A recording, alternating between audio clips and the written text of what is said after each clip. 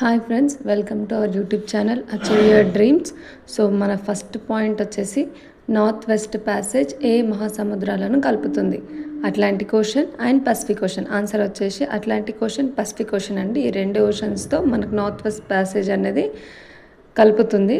So next point వచ్చేసి Bharat Nepal supreme court మధ్య MoU means memorandum of understanding అనే అగ్రిమెంట్ జరిగింది. సో మన భారతదేశం బట్టి మన భారతదేశంలో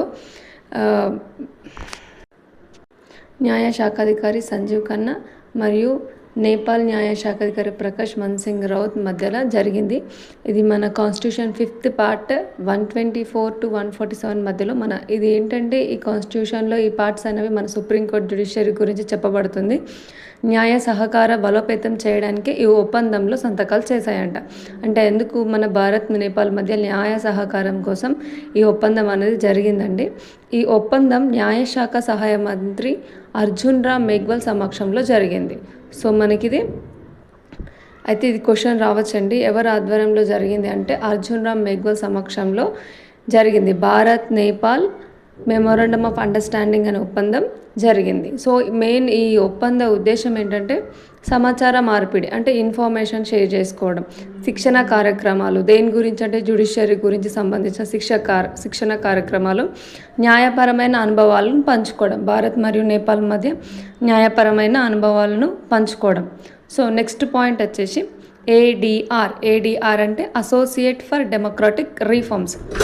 సో ఇదేంటంటే విరాళాల స్వీకరణలో బీజేపీ అనేది టాప్ అండి. అంటే మన ఎలక్షన్స్ టైంలోని ఆ విరాళాల స్వీకరణలో అన్నిటికంటే మెయిన్గా బీజేపీ నుంచి చాలా వచ్చాయంటండి విరాళాలు. సో ఇది ఎప్పుడు స్థాపించబడిందంటే ఏడిఆర్ 1999లో స్థాపించబడింది. ఆర్టికల్ 324 నుంచి 329 ఎన్నికల సంఘం గురించి చెప్తుంది. బీజేపీ ద్వారా వాళ్లకు 2234 కోట్లు వచ్చాయి. So ADR associate for democratic reforms అండి. సో ఇదేంటంటే మెయిన్గా మనకు విరాళాల స్వీకరణలో బీజేపీ టాప్ వచ్చింది. 1999లో ఇది స్థాపించబడింది, associate for democratic reforms. So మనకు బీజేపీ ద్వారా 2234 కోట్లు వచ్చాయి. సో ఇది దేని గురించి చెప్తుందంటే ఆర్టికల్ 300. హాయ్ ఫ్రెండ్స్, ఇక్కడ మనం కొన్ని ఫుల్ ఫామ్స్ చూద్దాం. ఏడిఆర్ అంటే అసోసియేషన్ ఫర్ డెమోక్రటిక్ రిఫార్మ్. ఇది 1999లో స్థాపించారు. మెయిన్ మన కేంద్రం వచ్చేసి ఢిల్లీ అండి. ఇక్కడ ఏడిఆర్ ఏం చేస్తుందంటే ఎన్నికల నిధులు, అభ్యర్థుల ఆదాయ వివరాలపై విశ్లేషణ చేసే స్వచ్ఛంద సంస్థ. సో ఇది మెయిన్గా ఏంటంటే నిధుల గురించి, మన ఎన్నికల సంఘం గురించి చెప్తుందండి. నెక్స్ట్ వన్ వచ్చేసి ECI. What does it mean? ECI అంటే ఎలక్షన్ కమిషన్ ఆఫ్ ఇండియా. ఇది మనకి ఎప్పుడు అంటే 25 జనవరి 1950లో స్థాపించారు. ఇక్కడ మన కేంద్రం వచ్చేసి New Delhi. Then representation of people act 1951. ఈ చట్టం ప్రకారం 20,000 రూపాయల కంటే ఎక్కువగా ఉంటే ఆ వివరాలను, ఆ పార్టీల విరాళాల గురించి ఎన్నికల సంఘానికి తప్పనిసరిగా నివేదించాలి. ఏ యాక్ట్ కింద? రిప్రజెంటేషన్ ఆఫ్ పీపుల్ యాక్ట్ 1951 కింద. ఒకవేళ 20,000 కంటే ఎక్కువ విరాళాలు వచ్చాయంటే, ఎక్కువగా ఉంటే వాటి వివరాలను పార్టీల ఎన్నికల సంఘానికి తప్పనిసరిగా నివేదించాలి. Next one is BJP means Bharatiya Janata party. ఇది ఎప్పుడు స్థాపించారంటే 6th ఏప్రిల్ 1980. ప్రధాన కార్యాలయం వచ్చేసి న్యూఢిల్లీ. సో నెక్స్ట్ పాయింట్ ఏంటంటే 3వ ఏఐ రెడీనెస్ సంప్రదింపు సమావేశం. ఏఐ ఇప్పుడు బాగా నడుస్తుందండి. AI trending, artificial intelligence readiness assessment methodology in India. So ఇది ఈ 3rd సమావేశం అనేది ఈరోజే జరిగిందండి ఆఫ్టర్నూన్. ప్లేస్ వచ్చేసి Hyderabad T works. It is between UNESCO south Asia regional office, electronics and information technology.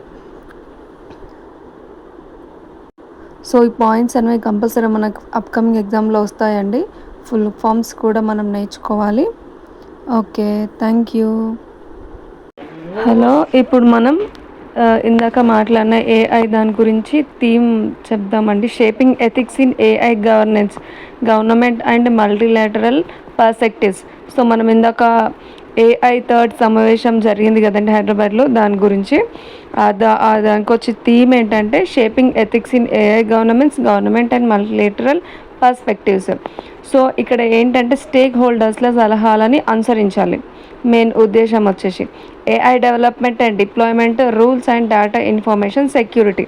So ఇప్పుడు మనకి ఏఐ ఎంత యూస్ఫుల్ అవుతుందో దాంతో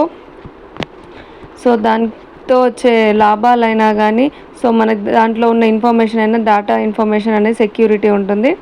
సో దెన్ నెక్స్ట్ పాయింట్ వచ్చేసి April 8, 2025 అండి. ఆ డేట్ మనకు 10 years బ్యాక్ ముద్రా లోన్స్ అనేవి వచ్చాయి. 10 years ఆఫ్ ప్రధానమంత్రి ముద్రా యోజన ఉపాధి అవకాశాలు కల్పించడం. ఇక్కడ మెయిన్ ఏంటంటే నిరుద్యోగులకు ఉపాధి అవకాశాలు కల్పించడం. సో ముద్రా ఫుల్ ఫామ్ ఏంటంటే micro units development and refinance agency. So ఇది వచ్చేసి మనకు April 8, 2015లో స్టార్ట్ అయిందండి in the presence of finance minister. So first మనకు మొదటగా 10 లక్షల వరకు రుణాలు ఇచ్చారు. కానీ రీసెంట్గా మనకు October 24, 2024-25 ఫైనాన్షియల్ ఇయర్లో మనకు కేంద్ర బడ్జెట్ నుంచి 20 లక్షల వరకు దాన్ని పెంచారు. సో కొత్త విభాగాలు శిశు, కిషోర, తరుణ్ ప్లస్.